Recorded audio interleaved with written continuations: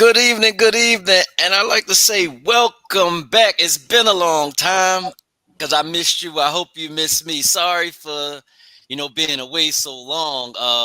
I'm sorry about, the cancellation of Life After Death show that happened. Me and the guy actually we went two different ways, but he's gonna come and explain about how he died four times and came back. But anyway, besides that, tonight I have some special guests all the way from ATL tonight. I have Janie and Russell tonight, who are the co-authors of Capacity to Love and Awaken to Unconditional Love. How are you doing this evening? Amazing. Yeah, we're great. Oh, okay, you're doing great. Okay, before we get into this thing, tell us, how did this book come along?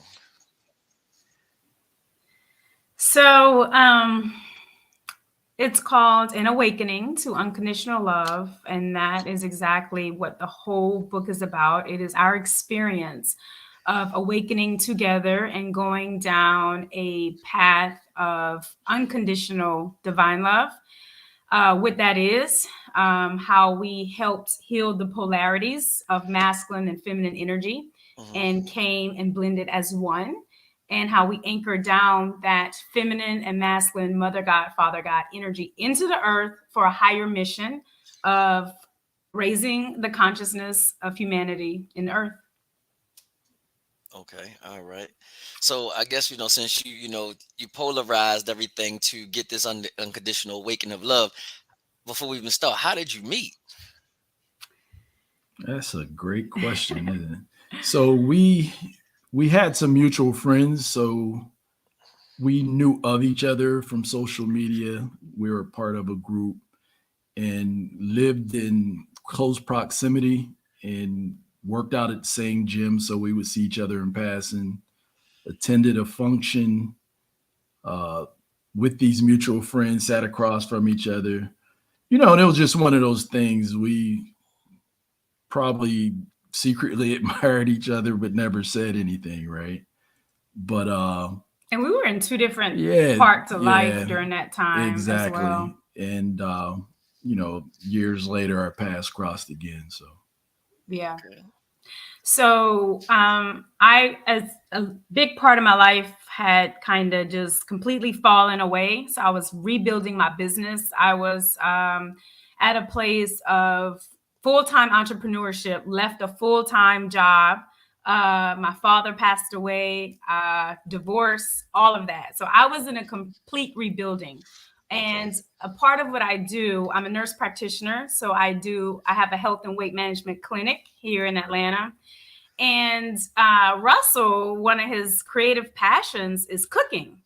And I wanted to refer some of my clients for meal preps. Right. So just in looking at the things that he was posting, I was like, man, I love his food, and I just felt his soul and energy. You can tell when somebody's putting a lot of energy into what they're doing.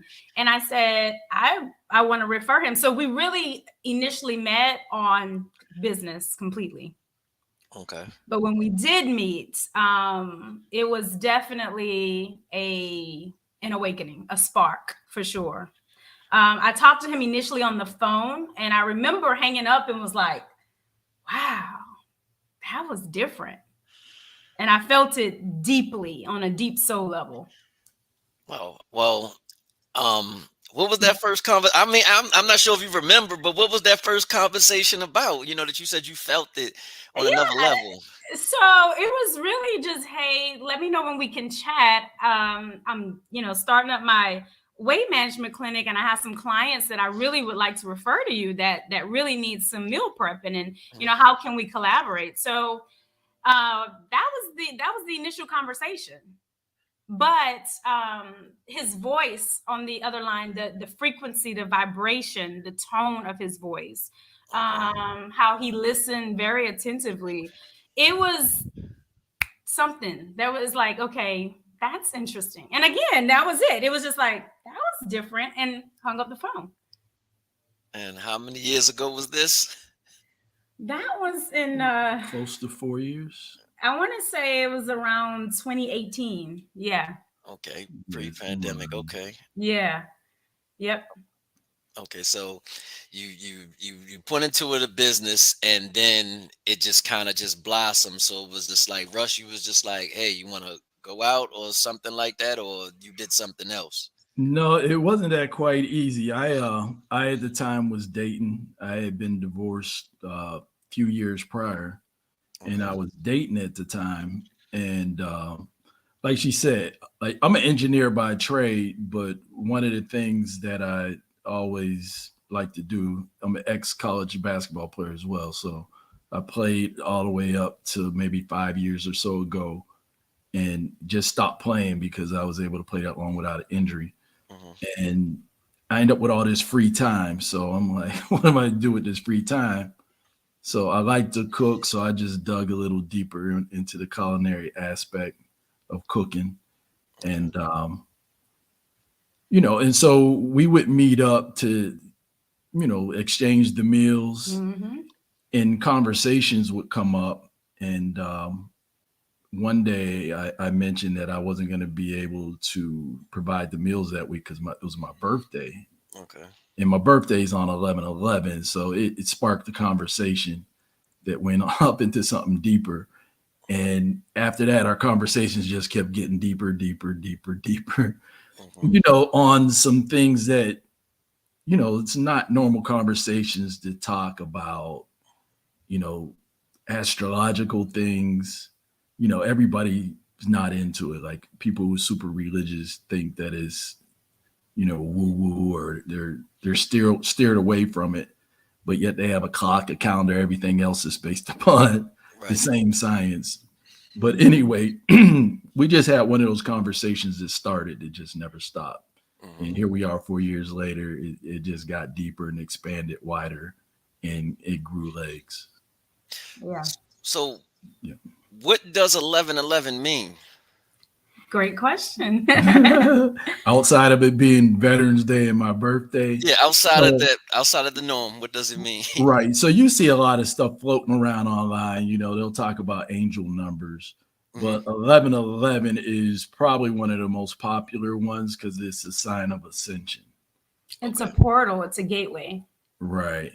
And it was something, for me, like a lot of times, like if I'm contemplating something heavy, I look up at the clock, it's 1111, a car fly by, it'd be 111 or 1111. You name it. Look up at a billboard. The phone number is 444-1111, Right. and and I started to understand what that meant. Because a lot of people see it, they don't understand it, or they really don't look. Like a lot of people don't even look up at the sky to see what's going on in the sky, like let alone look at car tags or look at signs. Right. Like And what keeps right, synchronistically occurring in your life. Most people are not that aware of what's happening and what the universe is sending you. Right. And at the time, I was heavily into manifesting unconditional love. Like I said, I had been through a divorce. I did not want the typical superficial relationship. I wanted something that was rooted deeply. Hmm. And I was putting that energy out. And that's why I knew when, and you have to be able to recognize when things are coming to you, because as feminine energy, we magnetically draw it to us. We don't have Right. to go out and chase it. So when Russell comes in, again, I wasn't quite sure, but I was like, this is different. And then when I did find out his birthday was 11/11, it did kind of open up a pathway of conversation for us that took us, I mean, down a whole nother rabbit hole. So we read books, we listened to videos to gain a deeper knowledge of what was occurring for both of us. Because at the same time, I was seeing 444. Then when our energies kind of collided, I was seeing 1144. Okay. And both of those are powerful gateways, powerful numbers. Okay. Now, I'm not into the numbers like that, or anything of that nature, but like normally, just the people I grew up around, when I start seeing numbers like that, especially mine, much as my birthday 504, when I see it on the clock or I see it on tags, my grandma eventually told me go play it in the lottery. That's where I normally see my numbers from. But maybe I could look at this deeper to see what these things mean. If So you see it, I just recommend you consider, what am I thinking at the moment? What mhm, are my thoughts at the moment? And sometimes that's the universe saying, keep going, you're on the right track. yeah, I understand when the universe keeps telling me to keep going. But you wrote this book. How did this book, how did you start this book? You just woke up, you just guys just woke up one day and say, hey, we want to put a book together, or it just kind of just came together on its own? Actually, kind of, sort of, all of that, right? So it started out like with my cooking. I post a lot of my cooking pictures and videos on social media, and it was just one of those things. I thought it looked good to me, and after a while, I just started sharing them. And Hmm. looking back, some of the stuff was kind of crappy in the beginning, but now it's kind of dope. But Okay. I did a cookbook and put it out on Amazon, and she was in the process of writing a book. She's a nurse practitioner, Hmm. and she wrote a book called Seven Steps to Mastering Your Emotions. Hmm. All right, and we were talking. Like, matter of fact, while she was doing this, we were talking about other books that we would write. Plus, we have the podcast, so we talk about a little bit of everything, right?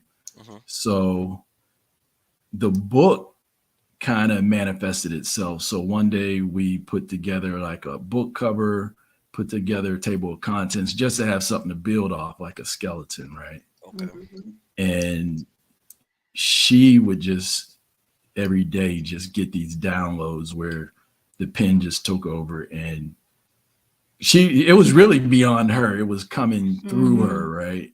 It It Hmm. was. was channel downloads. But apart from that, I had a dream like months before that I would have written a book, right? So Right. I write my dreams down, put it aside, and that's it. But we did. One day we were on the patio and we were saying, okay, what was the process that we went through? So we had chapters, but to fill it in was downloads and really our experience. And that's why I said the book, in it is a bigger mission, because it is to help awaken everyone, you, other people, that the unconditional love is within you. We have been Right. programmed to seek it outside of us. And that is why we have all the issues we have now. But until we understand that we should not seek love outside of ourselves for anything, we're going to kind of recreate this void in love. Okay. Okay. So that was my question I was getting ready to ask when I was going to say, so where does the love live? So the love lives inside of you. And as you just stated, it's inside, and we have to fulfill ourselves before we can bring it outside. Am I correct? Yes. And it's a most people think of love as just an emotion that comes and go, right? And Hmm. that is an exchange. If I do something for you, then you'll love me. If you do something for me, then I'll love you. But love is a energy. Okay. And if you tap into this frequency, Right. you can manifest the life of your dreams. And that is literally what we do every single day. We live in the frequency of love. Now, does that mean that you're not gonna have challenges? You're not gonna Right. have, things that come your way? No, we will, but we maintain the frequency of love, and we do everything from that frequency and vibration of love.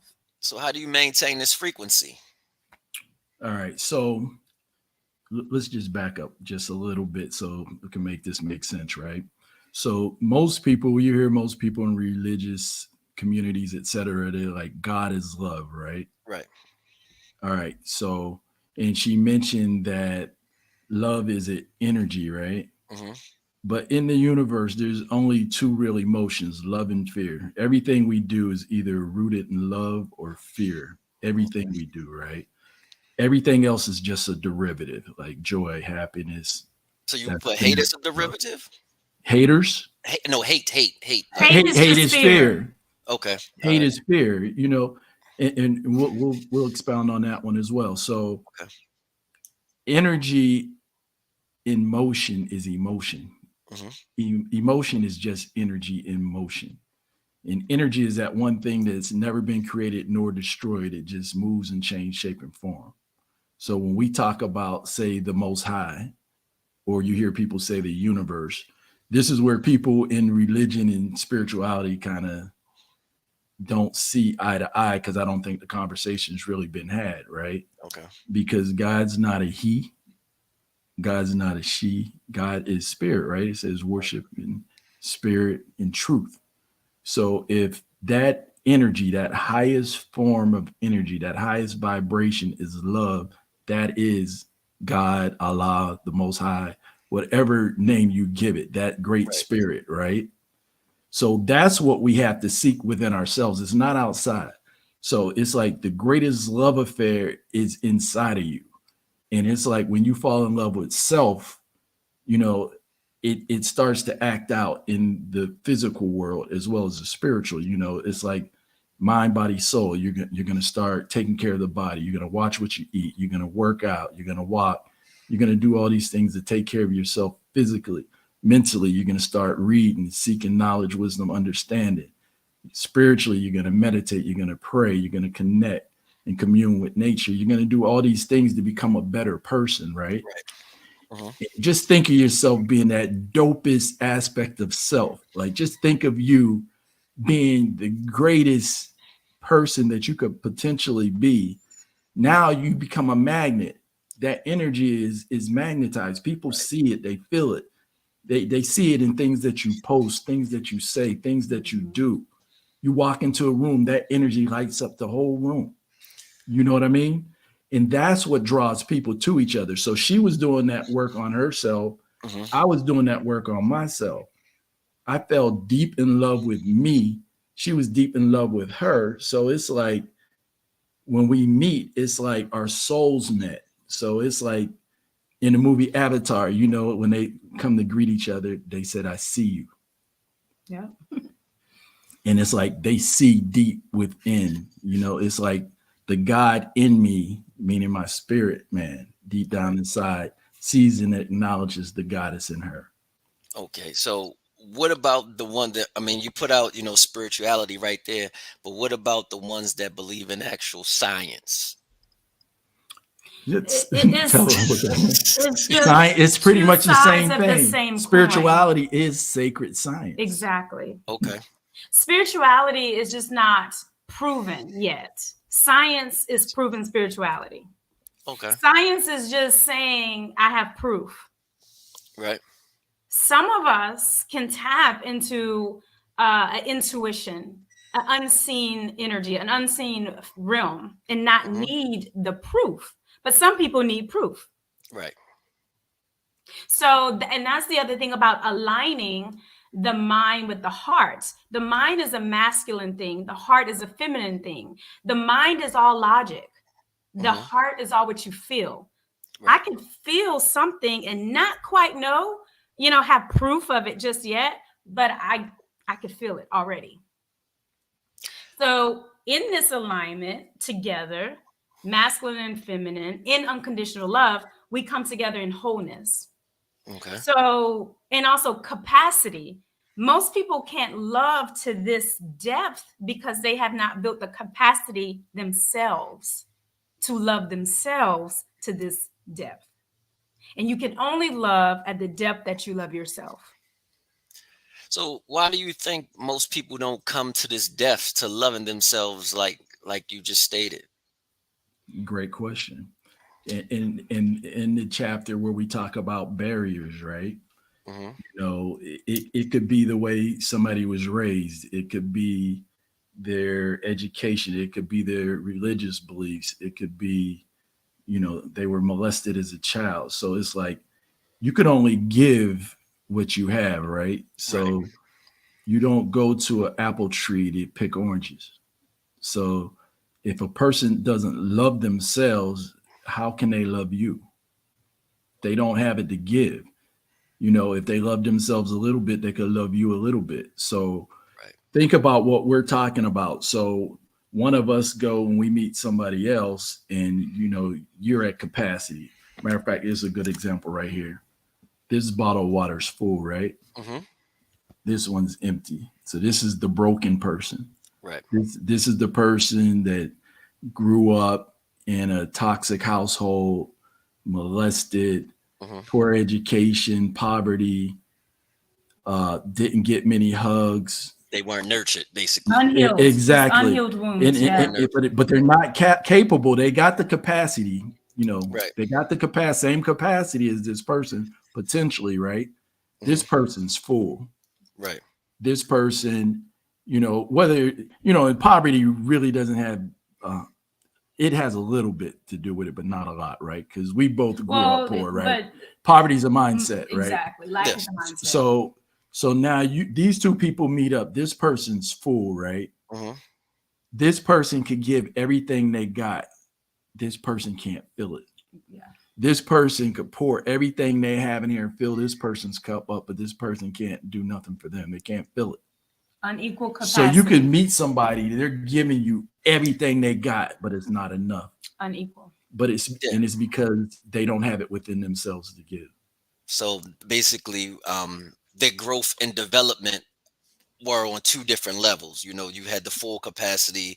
Well, I don't have a full bottle, but I have because I drunk some. But you had one full, basically, that was nurtured, and one that was empty, that wasn't nurtured. And the environments as children, as we grow up, what we see and we reciprocate. And that person wasn't nurtured, so they figure like, okay, I got to go out in this world, and I'm not, as you just stated, I. Somebody can pour into me, but I don't know how to pour into them because I never was taught. Exactly. And that's just one thing. And it is also the thoughts that we tell ourselves. We have a lot of self-empowering, negative self-talk. I will never find the love of my life. I am not good at math. I'm fat. I'm not attractive. People say this to themselves every day. So why is that? So I don't mean to cut you off, but why is that? because we have been programmed to look outside of ourselves. So you're looking out at material things. You're looking out at the socioeconomic status of others. You're looking out at the careers of others. You're looking out at other people's relationships. And you have to go within. You have to go within. That is why. And that's the number one reason. So if you're not looking within and you keep looking without, you're going to always be in lack. Always. On all levels. Okay, so I want to take this analogy, but we're gonna stay on this topic because I want to see how you take this because I think we're on the same wavelength, and I've heard other women say this, like when men say, "Oh, you're a strong black woman, you don't need a man," and that's not a compliment. I don't. I feel like that's not a compliment It's at not. all. No, we need each other. We need each And other. and the whole thing, like we have the chapter in there where we talk about the divine masculine and feminine. And even like, and this is for most men, right? Hmm. In Napoleon Hill's book, chapter 11, it's on sexual transmutation, but he talks about how men really don't become successful till like their late 40s, early 50s on average, right? Hmm. And it's because they spend most of their younger years like burning their energy chasing low hanging fruit, right? Hmm. They're not going looking for their passion or their passion is not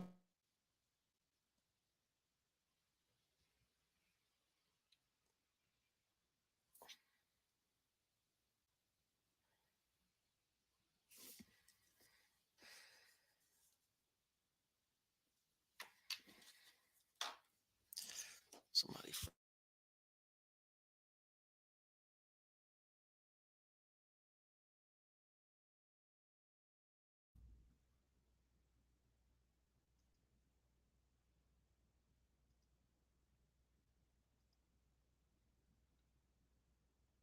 Hold on, I'm having problems. Brother, for real. I don't know what happened.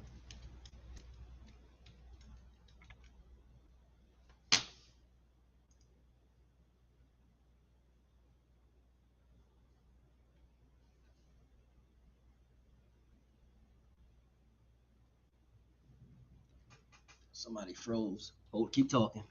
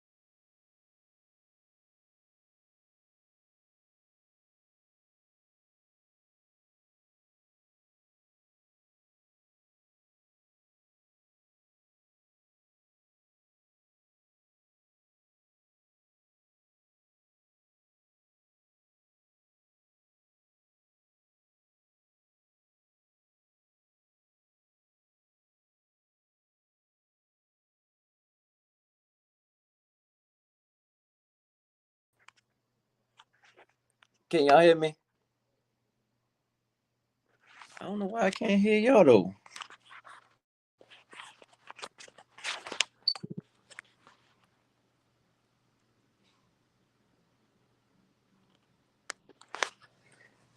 I don't know what happened.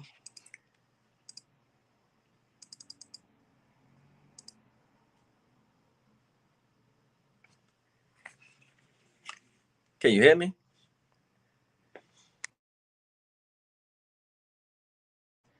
I'm not sure what happened because I can't hear y'all.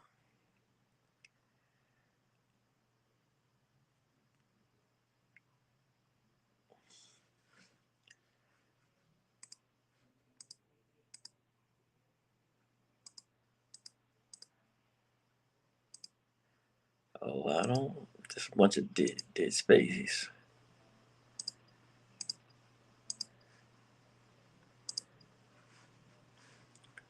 I can't hear them.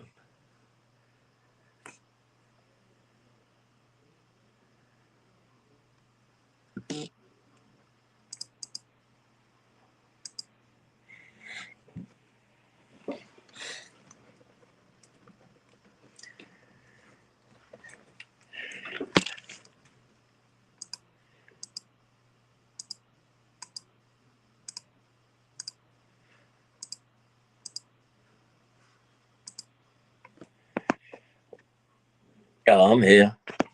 Well, anyway, we trying to figure this out. We having technical difficulties right now.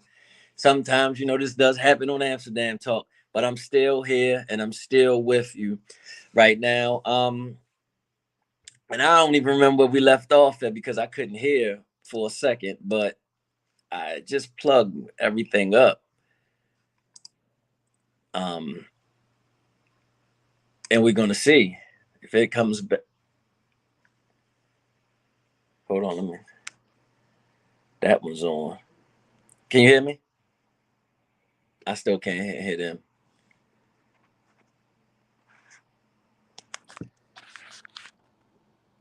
I still can't hear them.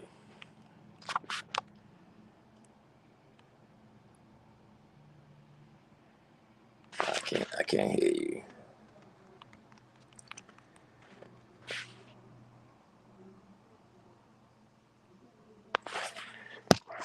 Yeah, I don't know. So tell me what y'all been doing since I ain't been around for 2 months or so. We still in season 3. Woo. We got a couple minutes left on this show. I'm trying to get my camera to work.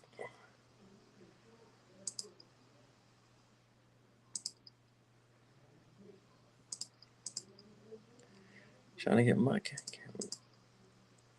to work.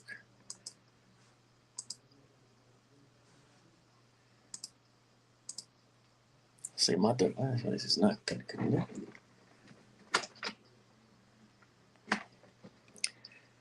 I can't. I still can't hear you.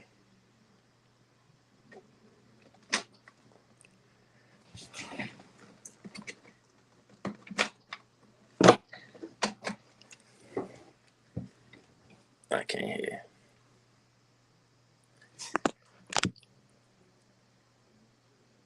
Oh, okay. I guess we'll go there.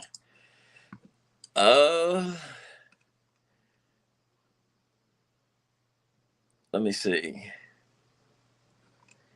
Let me pull up. Y'all ready? Y'all ready for I be there? Hold on, I gotta get my camera back on.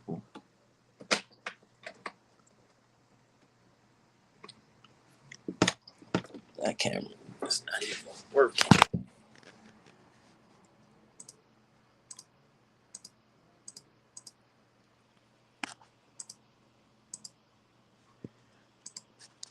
All right. Forget it. Let's just go into I be damn.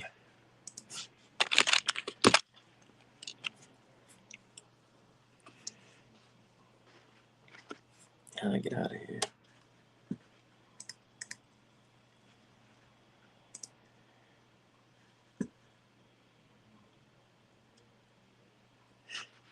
Yeah, I'm gonna have to edit all of this out. But you know, I always keep one in the chamber just in case, you know, something goes wrong at any time, in any place.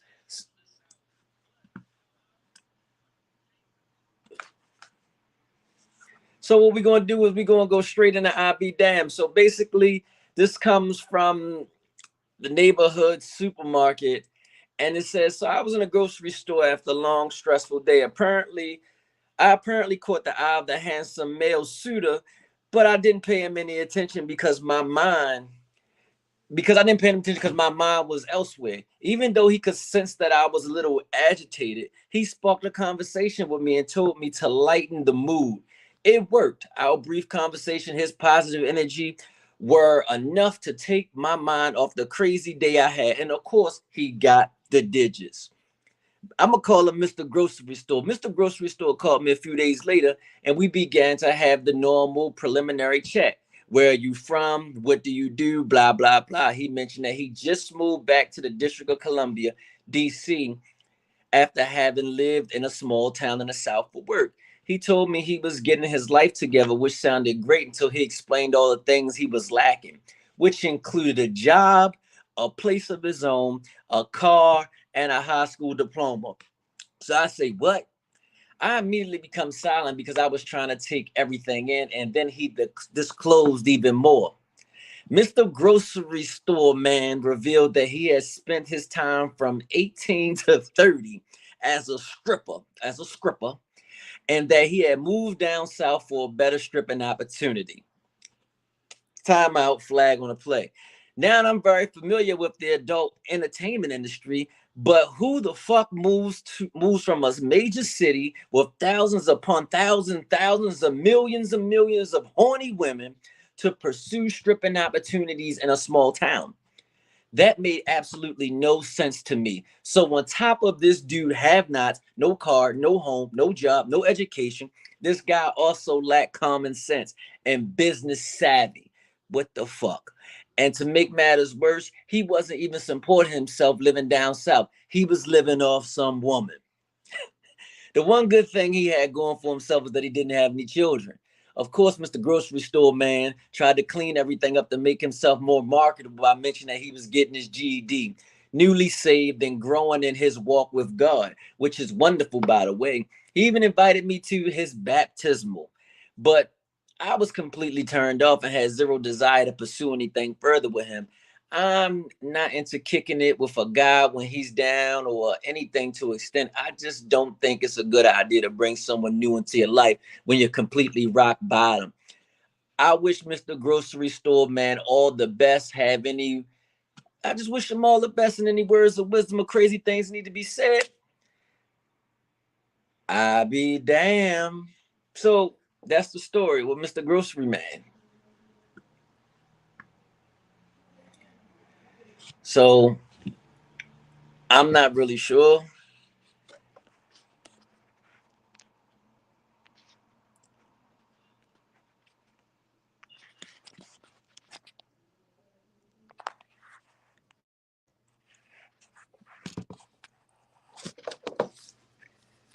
Hold on, let me see if I can hear him. Say something.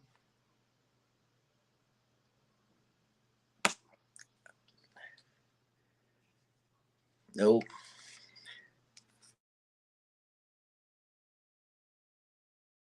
Hear you. I still can't hear him.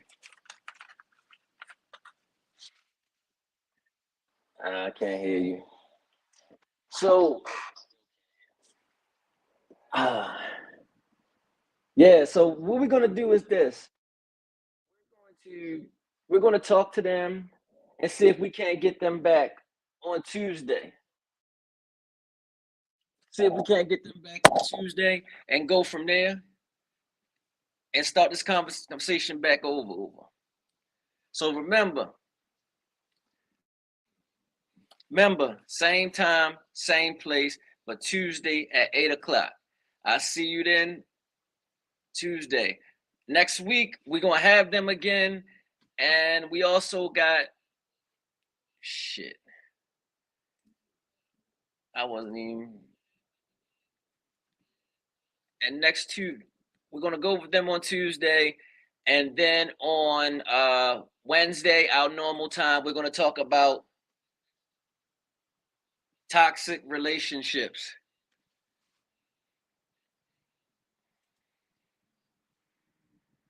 Toxic relationships. They trying something, but they trying. Yeah, the Russian lady.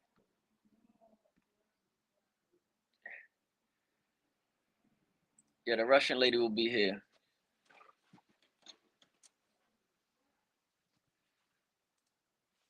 You can cut it, bro, for real. Cut it. We can just bring them back.